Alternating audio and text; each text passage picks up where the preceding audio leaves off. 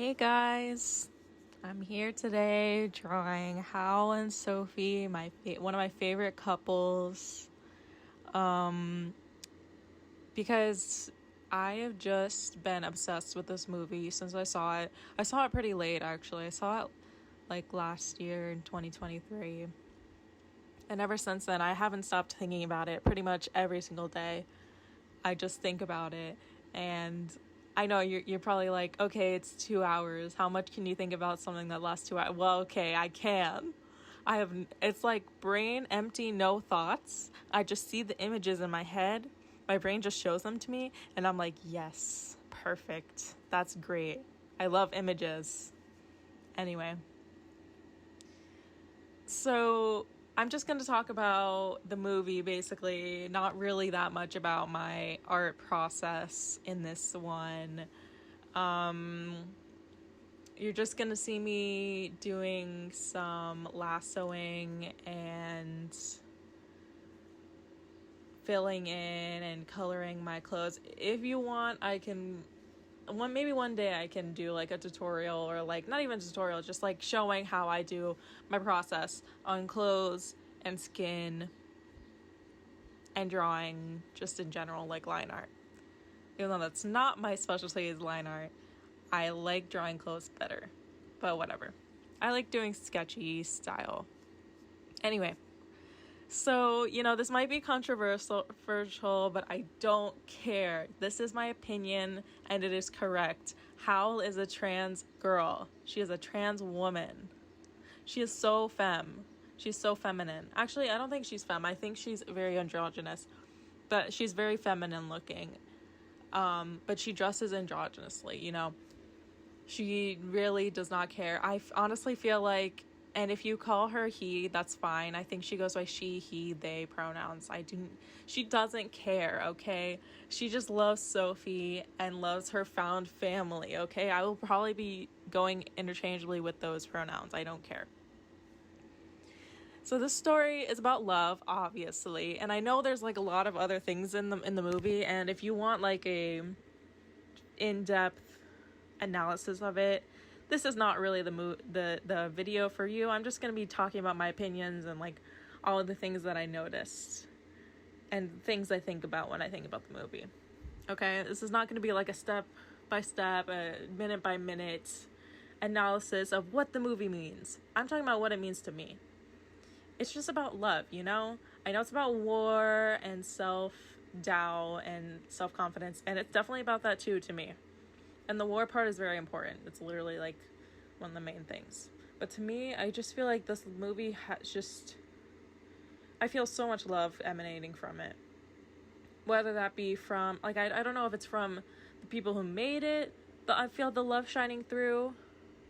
Or if it's just like the product. I feel so much love from it. And from myself towards it. I just feel like the visuals and animation are so beautiful. Obviously, it's a Ghibli movie. They have such a timeless style, and like they never miss. I'm sorry, except maybe the 3D one. I didn't think it looked that bad, but it's just not as good as their usual. If anyone else did that 3D, the same 3D model and like for the movie that they're gonna do, or maybe not do, I would be like, yeah, okay. But since it's Ghibli, it's like, oh, you guys have a standard that you haven't met yet with 3D. With 2D, incredible, amazing, something no one has ever done before besides them. Anyway, the soundtrack, oh my god. The soundtracks, literally changed my life. I listen to it so often. You have no idea. Literally, I'm opening up Spotify right now, and the thing that is recommended to me is more Joe Hisaishi stuff, because he is the guy who made, and my most searched thing is Howl's Moving Castle soundtrack. So I'm just gonna go through some of the songs. I'll just name some of the songs that are my favorite. Sophie in Exile. That is when Sophie, it's kind of explained in the title. She's leaving the house. She's already been turned into an old woman. like, she's trying to leave. To Star Lake, I believe that is after they clean the house and they're just, like, doing laundry, and then they're having tea. Like, Sophie and Markle are having tea, and it's just so beautiful. And she's like, I've never seen anything like this, or whatever. I'm not quoting the movie, I'm paraphrasing. Then there's the secret cave. I don't really remember what that one is about, or like that what happens there. The flower garden. Oh my god. Beautiful music, beautiful scene. Are you kidding me? So beautiful. I actually made a drawing, a painting that kind of depicts the garden, the flower garden, because it's so beautiful. I love the way that they do first of all, moving grass, moving plants in general, and also just the way that they draw and animate flowers. Even though it's so simple, like, it's just so beautiful. I also think that Ghibli really excels at drawing, like, lots of wrinkles and, like, lots of details of something like that. You know, with Sophie, I think they did such a good job. Anyway. Then there's You're in Love. Then there's Sophie's Castle. And then The Boy Who Swallowed a Star. Don't talk to me. Don't talk to me. The Boy Who Swallowed a Star. Okay. Whatever. Anyway, we're gonna move on to the characters. So, Markle. I have not that much to say about him. He's just really cute and adorable. I'm like, you are my son now. You are son boy. Witch of the Waste. She's a hot evil lady. I'm gonna say it. We were all thinking it. Howl was thinking it. Like, okay. And her voice and the dub and the sub, so good. So good. I love her style. I love that even though there's kind of a weird scene where she's walking up the stairs, like, she's mostly treated like she's so powerful and still beautiful. Besides that, like, before that point. She's treated as such a beautiful and, like, powerful force. Like, she's not underestimated, you know? Calcifer. The voice in the dub is so fucking funny. Hey, what are you doing there? I'm walking here. You know, like, that's so bad, but he just talks like that. It's so funny. I don't know if he's the same voice as Mike Wazowski, but that's kind of the same energy. I feel like he is, because he has, like, the same voice. So Suleiman, I don't know how to say that name, but you know what I'm saying, the sorcerer lady. She's kind of an interesting quote-unquote villain, and so is the Witch of the Waste, because the Witch of the Waste is, like, the villain for the first half. Then she becomes immediately, like, she just becomes depowered. Then the new villain we see is Suleiman. And then at the end we realize she's not, I mean, she's bad, but then at the end, like, for different reasons, but then at the end she's, like, accepting, and she's like, you know what, I don't want a war anymore. It's very interesting villains. Their villains are barely villains for too long, because I feel like it's because it's not really the story they're trying to tell. It's not about the villains. It's about love and accepting yourself. And I feel like the war part really, yeah, it's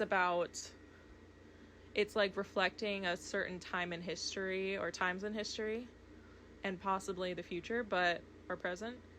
But also I feel like the war is kind of representative of Howl and Sophie's inner turmoil, you know? Especially Howl, but also Sophie, because Sophie's the main character. I don't know. I feel like they both... Oh, my cat's here. They both... It you know, reflects both of them. My cat is rubbing his face on my microphone. Okay. Sophie. She thinks she's so ugly, but she's so beautiful. Like, girl, you are so beautiful. I love her storyline. I love how she changes over time physically, but not for the worst necessarily. It's the worst to her, but as she grows at the end, it's not the worst. As she grows to love herself, she slowly begins to be herself again, and you can hear that in her voice. And I think they do an amazing job with this. But yeah, she's like herself again, but changed. Like, her hair is different. You know, she has a different outfit. She has a different outlook on life, attitude. She's more confident, you know. Kind of like Marceline in Adventure Time, she's saying everything stays, but it still changes ever so slightly, daily and nightly, in little ways, right? Everything stays. Also, I think that, honestly, in Ghibli style, she's so beautiful and she thinks she's ugly. I'm just like, girl, you can just cut more bangs and I think you would be more confident. No, that's a band-aid, I know. But anyway, Howl. At this point, I'm so in love with Howl that I'm so brain empty and have no thoughts. I know I said that before, but like, seriously, with Howl,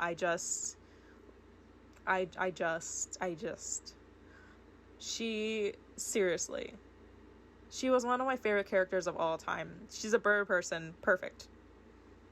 Although, one complaint is that, you know, I know that we saw her with, like, feathers on her face, which I thought was really, really, really cool. It would be kind of cool to see her full bird form. I don't think that, you know, in this story, that in the movie, that she has a full bird form. Wow, that's really hard to say. Full bird form. Try it at home. But if she did, that would be cool to see her like that. Only for a little bit, because I still love her face, her human face. One of the characters of all time. Anyway, she's just so perfect to me in every way. Like, also, like, she's so, like, perfect because she's so human and imperfect and focused on her imperfections and, like, really insecure and, like, not that I want someone who's insecure, you know what I'm saying? Like, she is just so human in her imperfections, in her insecurities. She's so moody, she's so spontaneous. I can't talk today. She, like, is so insecure, like I said. Literally, her changing her hair. Like, I think she dyed her hair when she was older. But when Howl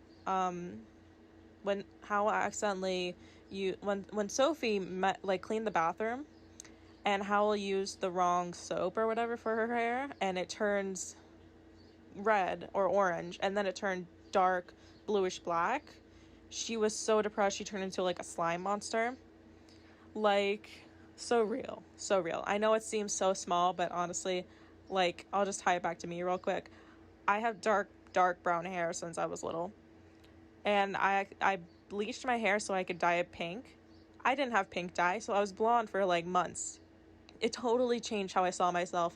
I was so insecure about like what I looked like, what people thought, you know. I didn't look like me, so I totally get her. And I also project onto her. I know that. That's fine. It's a fan. I'm a fan interpreting whatever I want. She's so pretty. She's a perfect bob as always. And she and Sophie were having a bob off at the end of the movie. And they're at a stalemate. I'm just going to say that because they both were perfect. Both have perfect bobs, okay? Anyway. I feel like over the movie, like in the beginning, you're like, oh, this is just a guy who's kind of like protecting this, you know, smallish girl who feels insecure, who's never been with a guy. Over the movie, you kind of see her, if you look into the lens, look at it at the lens, with the lens of like transness and gender or whatever, you kind of see her transform into a woman, gender non-conforming, but like still a woman. She dressed so androgynously. I mean, from the beginning, she still does. But, like, the way she holds herself is different. Like Howl does, I'm talking about. And, you know, she just does. Anyway, she's worried about her looks and not being beautiful, directly paralleling Sophie's thoughts. When they're both beautiful. Like, they both have similar problems, and then Sophie handles them in a more, like, mature way. She, like, cries, of course. It's okay to cry and be upset. And then she comes back and she's like, okay, you can't just ruin the castle that we all live in, okay? You know, like, go take a nap. Honestly, go take a nap. Go to sleep. That's fine. You're fine. Anyway, I love how they're all found family. Sophie sees herself as old and ugly, and I just love how Howl just always sees her as herself. As like, who she really is. I know that the movie isn't perfect, and it's not, I don't know, I'm just starting to read the book, so I don't know if it's like a one-to-one comparison, or even if it should be compared like that closely, but I love it so much. It doesn't even matter. I went into watching the movie thinking, I was just like, this is a movie, I'll watch it, it looks pretty good, it's Ghibli. I had only seen Ponyo at the time, so I was like, yeah, that's pretty good. It's probably going to be good. And then I didn't think it was going to be my favorite movie. One of my favorite movies ever. One of my 2 favorite movies ever. And as soon as it started, I had childlike wonder in my eyes. The whole movie. And afterwards, I was buzzing. I literally couldn't talk that much. I was in a group of friends. And they were all like discussing and analyzing the movie. And I just couldn't talk because I was so excited. And I had so much like buzzing excitement inside of me. I was just like, and then and then like when I got alone with like my partner, I was just like, oh my god, I can't, like I couldn't even form like regular sentences. I was just so entranced. Anyway, Sophie learns to be brave. I think that is so wonderful and lovely. Like, I don't think that she learns to be brave just from Howl. She learns to be brave from her experiences living in the castle, and especially living away from her old life that she thought she had to live.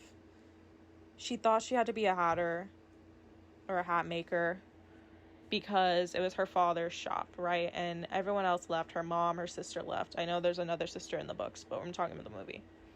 And so she thought that's what she had to live, this like mundane life. I mean, if you want to make hats, that's totally fine, but that's not really what she wanted to do. She just did it because she was good at it.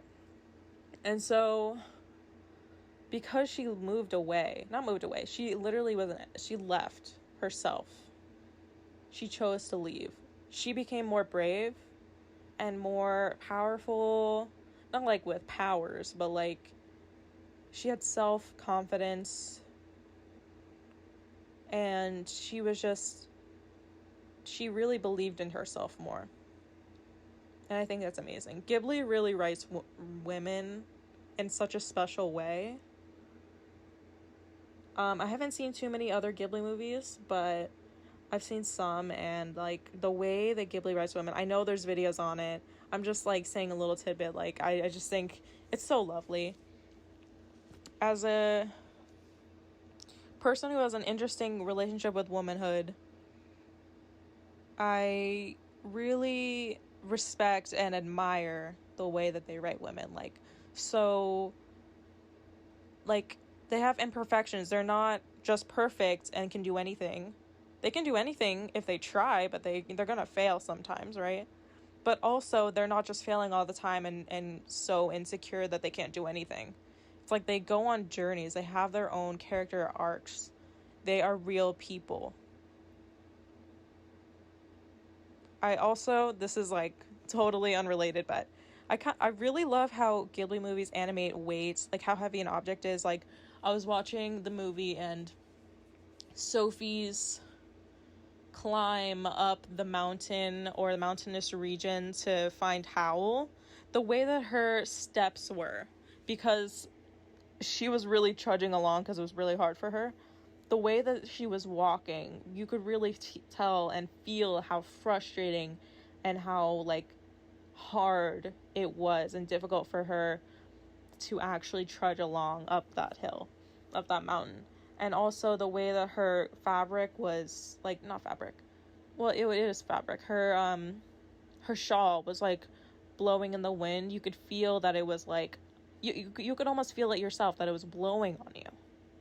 Anyway, I'm an aspiring animator, so I love all things animation, especially Ghibli. I'm very inspired by them.